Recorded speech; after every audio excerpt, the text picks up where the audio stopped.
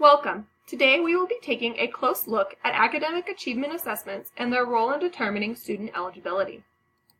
Why exactly do we need to use academic assessments?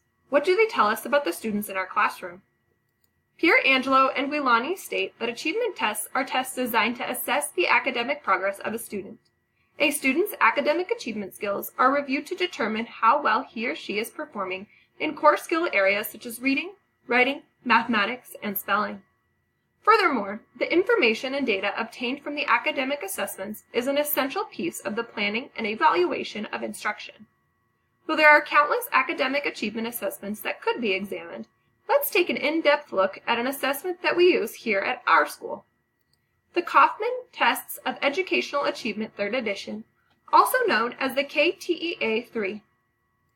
The KTEA-3 is an assessment that is individually administered and gives a flexible, thorough assessment of the key academic skills in reading, math, written language, and oral language.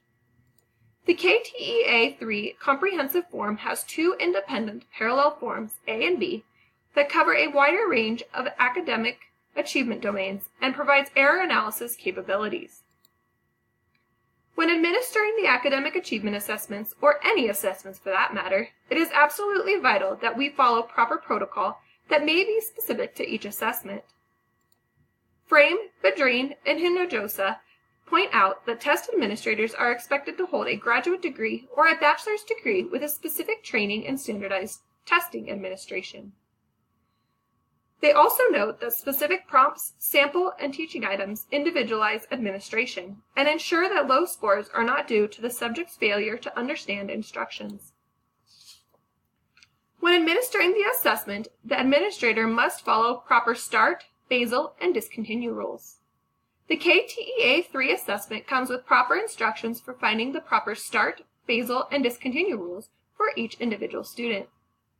Administration time varies depending on the grade level of the student being assessed. For the comprehensive form, the test time for pre-K to kindergarten is 25 minutes, for grades 1 and 2, 50 minutes, and for grades 3 and above, 70 minutes. For the brief form, ages 4.5 to adult, the test time is about 20 to 30 minutes. According to Pierangelo and Guilani, the KTE assessment is comprised of subtests that make up 5 composite scores: reading, math, written language, oral language, and comprehensive achievement composite. In reading, KTEA-3 offers assessment measures for letter and word recognition, reading comprehension, silent reading and reading fluency, reading vocabulary, phonological processing, nonsense word decoding, letter naming facility, word recognition, decoding, associated, and object naming fluencies. In math, there are 3 subtests offered for concepts and applications, computation, and fluency. In the area of written language, KTEA-3 measures written expression, spelling, and writing fluency. Finally, the oral language composite measures the student's listening comprehension and oral expression. A recommended administration order is only given for 2 subtests. The letter and word recognition must be taken before word recognition fluency, and nonsense word decoding must be taken before decoding fluency.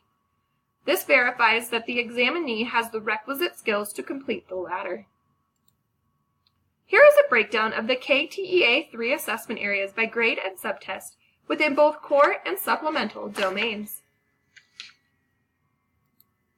So, when exactly should we be administering KTEA-3?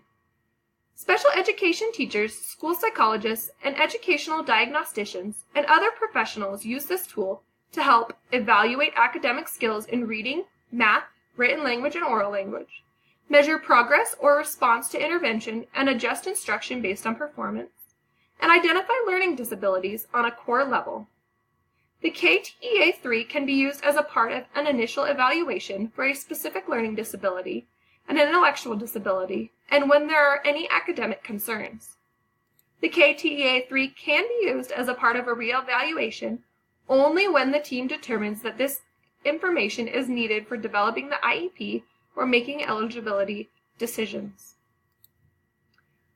Why is it so important for us educators to be able to properly interpret the data that we obtain from the KTEA 3 assessment? Understanding where a child has strengths and weaknesses in academic areas is necessary if you are going to diagnose a possible disability.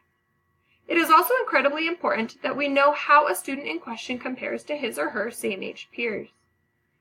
As Pierangelo and Guilani state, all special educators should be able to read scores from achievement tests and, at a minimum, have a general understanding of what the assessment measures and the purpose of the testing. One useful feature of the KTEA 3 assessment is the scoring and reporting system that is available for educators to use to interpret scores.